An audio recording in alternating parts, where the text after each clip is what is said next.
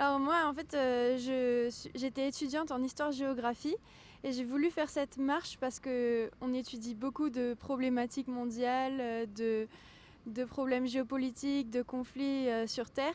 Et je voulais en fait avoir des solutions. J'ai participé aussi à beaucoup de mouvements étudiants et de mouvements sociaux, mais à chaque fois on parlait des problèmes sociaux, du changement climatique, etc.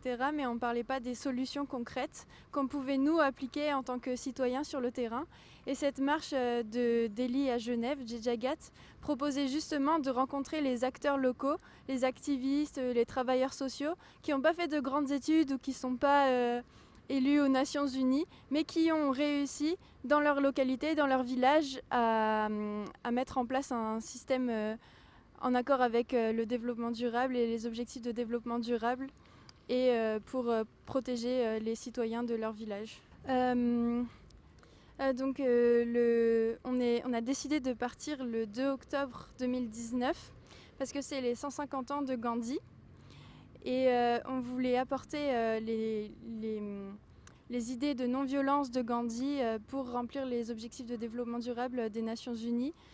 Et donc apporter certaines notions comme la désobéissance civile qu'a apporté Gandhi, le fait que ça soit le peuple par lui-même du bas vers le haut qui change le système, et vraiment apporter ce message de Gandhi qui est que il ne faut pas attendre que les grandes institutions fassent les changements, mais que ça soit nous, chaque jour, dans notre quotidien, qu'on change. Il disait que si on voulait voir le monde changer, il fallait commencer par changer nous-mêmes. Et c'est vraiment ce message de Gandhi qu'on voulait apporter, ce message de paix aussi, qu'on voulait apporter aux Nations Unies à Genève. Donc ils arrivent le soir à Mérin, et donc le 25 à Genève, à Mérin, ils vont être accueillis plus précisément. Ils vont raconter leur expérience parce que chacun remplit ses objectifs mais de manière différente. À Lyon, ils se sont plus basés sur un réseau qu'ils ont construit depuis plusieurs années autour de Djejagat, donc ils ont beaucoup de rencontres. Au Jura, ils ont décidé de faire des projections de films sur les places de village et de débattre avec les villageois eux-mêmes.